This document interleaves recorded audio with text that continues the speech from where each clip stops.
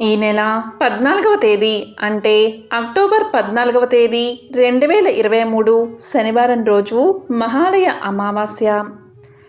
భాద్రపద అమావాస్యని మహాలయ అమావాస్య అని పిలుస్తారు. ఈరోజు సూర్యగ్రహణం కూడా. ఈ అమావాస్య శనివారం రోజు రావడం వల్ల శని అమావాస్య అయ్యింది. ఈరోజు ఈ చిన్న పని చేస్తే చాలు, దరిద్రం తొలగి సకల శుభాలు కలుగుతాయి. మరి మహాలయ అమావాస్య శనివారంతో కలిసి వచ్చిన ఈ విశేషమైన రోజు ఏ పని చేస్తే జన్మల దరిద్రం తొలగిపోతుందో ఇప్పుడు ఈ వీడియోలో తెలుసుకుందాం. మహాలయ పక్షం 15 రోజులు కూడా పితృదేవతలకు సంబంధించిన రోజులు. ఈ రోజుల్లో చేయాల్సిన పనులు ఏవైతే ఉంటాయో, కర్మలు ఏవైతే ఉంటాయో అవి ఖచ్చితంగా పాటించాలి. ఎందుకు చెయ్యాలి అనే ప్రశ్న వస్తే, ఈ కర్మలు చేయడం వల్ల పితృదేవతల అనుగ్రహం మనకు కలుగుతుంది. తద్వారా వంశాభివృద్ధి కలుగుతుంది, కష్టాలు తొలగిపోతాయి. మనం భగవంతుణ్ణి పూజిస్తున్నా కూడా పితృదేవతల అనుగ్రహం అనేది మనకు తప్పకుండా ఉండాలి. పితృదేవతలు మనం చేసిన కర్మలను బట్టి మనకు కావాల్సింది అనుగ్రహిస్తారు.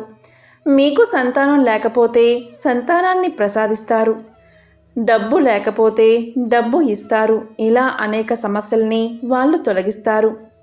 పితృపక్షంలో మనం చేయాల్సిన విధి విధానాలు మనం చేయకపోతే పితృదేవతల ఆగ్రహానికి గురి కావాల్సి వస్తుంది. దీనివల్ల అనేక సమస్యలు తలెత్తుతాయి. అసలు జాతకపరంగా చూసుకుంటే పితృదోషమని ఒకటి ఉంటుంది. ఈ దోషం వల్ల ముఖ్యంగా మనకు కలిగే ఇబ్బంది ఏంటి అంటే, తండ్రితో ఎటువంటి సంబంధం బాంధవ్యాలు లేకుండా ఉండడం, ఎప్పుడూ ఇబ్బందులు కలగడం, మనకు మంచి చేయబోయినా మనం దాన్ని చెడుగా భావిస్తూ ఉండడం, ఇలా తండ్రికి దూరంగా ఉండడం, మరీ ముఖ్యంగా సంతానం కలగకపోవడం. వంశవృద్ధి కలగాలంటే సంతానం కావాలి. మన భారతీయ సనాతన ధర్మం ప్రకారం కొన్ని పనులు మాత్రం మగవాళ్ళే చేస్తారు. ఆ పనులు చేయడం కోసం ఒక పుత్రుడు కావాలి. పితృదోషం ఉన్నవారికి పుత్ర సంతానం కలగదు.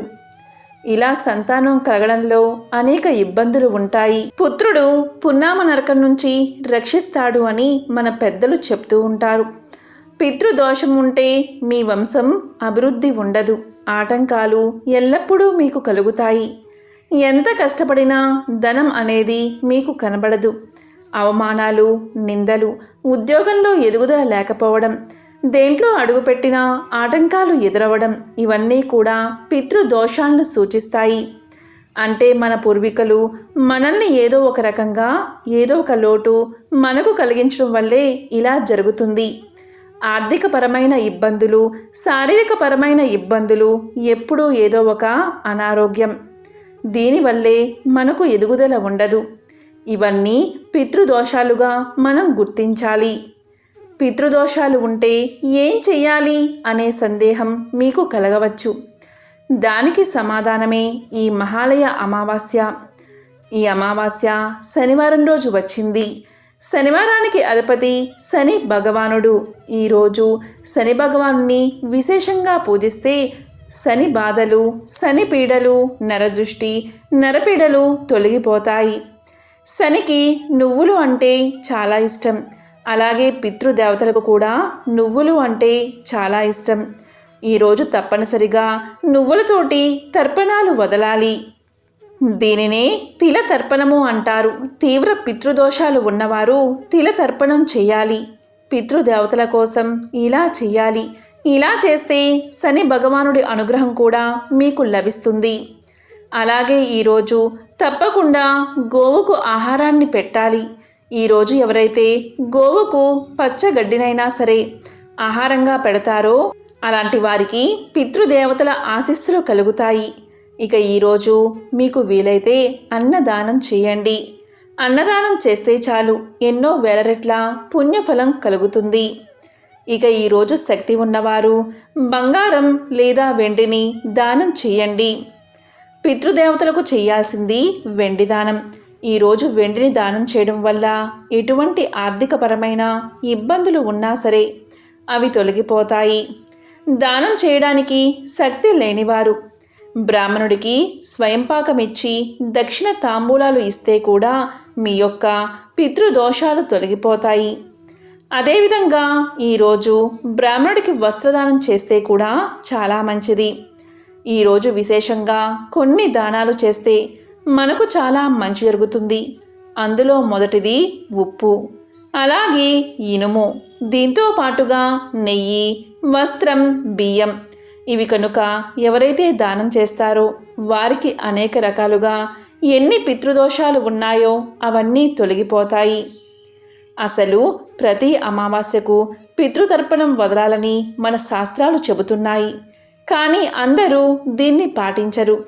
కనుక విశేషంగా శనివారంతో కలిసి వచ్చిన ఈ మహాలయ అమావాస్య రోజు ఇవి కనుక దానంగా ఇస్తే చాలా మంచిది. అయితే ఈరోజు కొన్ని పదార్థాలు అస్సలు తినకూడదు. అందులో ముఖ్యంగా అలసందలు, ఆనపకాయ, పెండలం, ఇంగువ, అలాగే ఉల్లిపాయ. మనం సాధారణంగా ప్రతి కూరలో కూడా ఉల్లిపాయను వాడతాం. ఈ మహాలయ అమావాస్య రోజు ఉల్లిపాయను అస్సలు వాడకూడదు. అలాగే ఈరోజు దానంగా బ్రాహ్మణుడికి ఇచ్చే స్వయంపాకంలో ఇవి అస్సలు ఉండకూడదు. ఈ శనివారం మహాలయ అమావాస్య రోజు నవగ్రహాలను తప్పకుండా పూజించాలి. నవగ్రహాలను పూజించడం వల్ల అనేక రకాలుగా ఉన్న గ్రహ బాధలు తొలగిపోతాయి. అలాగే ఎవరైతే ఇంట్లో చనిపోయి ఉంటారో వారికి శ్రాద్ధం జరిపించడం చాలా మంచిది. ఈరోజు కనుక కాకికి అన్నం పెడితే ఆ కాకి అది తింటే అది మన పెద్దలకు వెళ్తుంది, అంటే పితృదేవతలకు వెళ్తుంది. దేనికి సంబంధించిన ఒక పురాణ కథను ఇప్పుడు తెలుసుకుందాం. ఒకసారి రావణ బ్రహ్మ నవగ్రహాలను బంధించడానికి వచ్చినప్పుడు రావణుని చూసిన యమధర్మరాజు ఎంతో భయపడతాడు. తనను బంధిస్తాడని తెలిసి వేరే దిక్కులేక అక్కడ కాకి ఉంటే పారిపోయే మార్గాన్ని చూపించమని కాకిని కోరతాడు. దానితో కాకి తనలో ప్రవేశించమని చెప్తుంది. అలా కాకిలో ప్రవేశించగానే కాకి ఎగిరి దూరంగా వెళ్ళి రావణ బ్రహ్మ నుండి యముడిని కాపాడుతుంది. అలా కాపాడినందుకు కృతజ్ఞతగా యముడు కాకికి ఒక వరాన్ని ప్రసాదిస్తాడు. యముడు ఇలా చెప్తాడు, నీకు ఎవరైతే అమావాస్య రోజు కానీ బంధువులు చనిపోయిన తిథుల్లో కానీ ఆహారాన్ని పెడతారో ఆ ఆహారాన్ని నువ్వు తింటే వారి పితృదేవతలు నరకంలో కూడా ఆనందాన్ని పొందుతారు అని వరాన్ని ప్రసాదిస్తాడు. అందువల్ల కాకికి ఆహారం పెట్టడం ఆచారంగా వచ్చింది. అంతేకాదు, రామాయణం ప్రకారం రాముడు ఒక భక్తుడికి ఇలా చెప్తాడు, భక్త, నీ పూర్వీకులు కాకి రూపంలో విహరిస్తూ ఉంటారు. కాకులకు ఆహారం పెడితే నీ పూర్వీకులకు చేరుతుందని వరాన్ని ప్రసాదిస్తాడు. ఆ విధంగా రాముడి వరం కారణంగానే నేటికీ కాకులకు ఆహారం పెడతారని ఒక నానుడి ఉంది. అందుకే హిందూ సాంప్రదాయం ప్రకారం బంధువులు చనిపోయినప్పుడు కాకులకు పిండం పెడతారు. 3వ రోజు నుంచి 10వ రోజు వరకు కాకులకు పిండం అంటే ఆహారం పెట్టడం జరుగుతుంది. మరణించిన వారు కాకి రూపంలో కుటుంబ సభ్యులు పెట్టిన ఆహారం తినడానికి వస్తారు. ఇది ఇప్పటి నమ్మకం కాదు, మన పురాతన కాలం నుండి నమ్మే సిద్ధాంతం. ఈ కారణంగానే ఎప్పుడైనా పెద్దలు కుటుంబ సభ్యులు కాలం చేసినప్పుడు పిండం పెట్టడం ఆచారంగా అయ్యింది.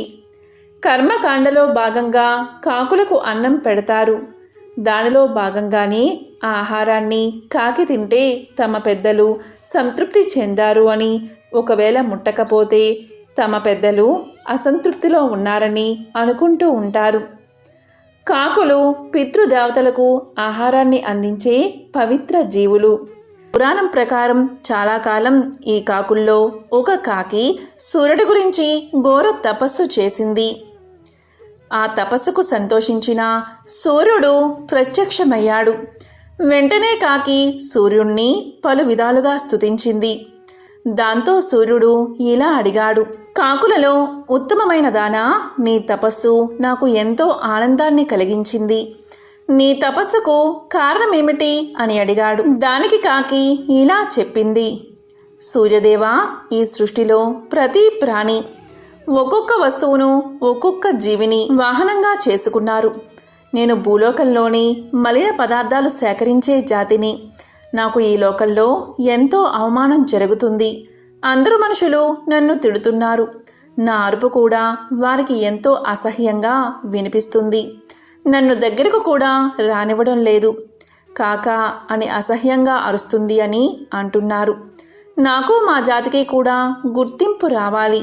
నేను కూడా ఎవరికో ఒకరికి వాహనం అవ్వాలని ఎంతో కోరికగా ఉంది.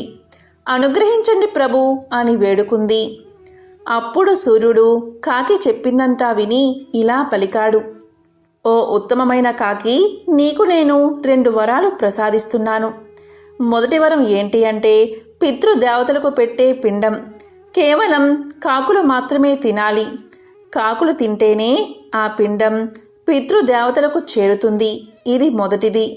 ఇక రెండవది, నా కుమారుడు శనిదేవుడు. ఆయనకు వాహనంగా ఉండడానికి ఏ జంతువు కానీ ఏ పక్షి కానీ ఒప్పుకోవడం లేదు. ఎంతో భయపడుతున్నాయి. నువ్వేం భయపడాల్సిన పనిలేదు. శని కరుణా స్వరూపుడు. నీవు ఈ రోజు నుంచి శనికి వాహనంగా ఉండు. దాని ద్వారా నీకు భూలోకంలో ఎనలేని గుర్తింపు ఉంటుంది. శనిదేవుడికి భూలోకంలో ఎంతో పేరు ఉంది. ఆయన తలుచుకుంటే ఆయన వాహనమైన నిన్ను కూడా మనుషులు తలుచుకుంటారు. ఆయన పూజలో భాగంగా నీవు కూడా అవుతావు. నీకు ఆహారం పడితే శనిదేవుడు ఎంతో ఆనందిస్తాడని 2వ వరం ఇచ్చాడు సూర్యుడు. దాంతో కాకి శనిదేవుడికి ఆ రోజు నుంచి వాహనంగా మారింది. ఈ విధంగా సూర్యుడు 2 వరాలు ఇవ్వడం వల్ల కాకికి భూలోకంలో గుర్తింపు వచ్చింది. ఇక పద్మపురాణం ఏం చెబుతుంది అంటే, కొంతకాలం పోయాక కాకులన్నీ శనీశ్వరుణ్ణి ఇలా అడిగాయి. మా గోడు వినండి. కేవలం చనిపోయిన వారి పిండం తినడం వల్ల వారి ఆకలి తీరుతుంటే మాకు భూలోకంలో రావాల్సినంత కీర్తి రావడం లేదు. ఇంకో వరాన్ని కూడా ప్రసాదించండి అని కాకులన్నీ వేడుకున్నాయి.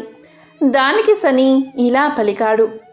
ఎక్కడైనా సరే, దేవాలయంలో కానీ ఇంట్లో కానీ నైవేద్యంగా పెట్టిన అన్నాన్ని లేదా పదార్థాలు మీకు ఆహారంగా వేస్తే మీరు దాన్ని తింటే దేవతలందరికీ సంతృప్తి కలుగుతుంది.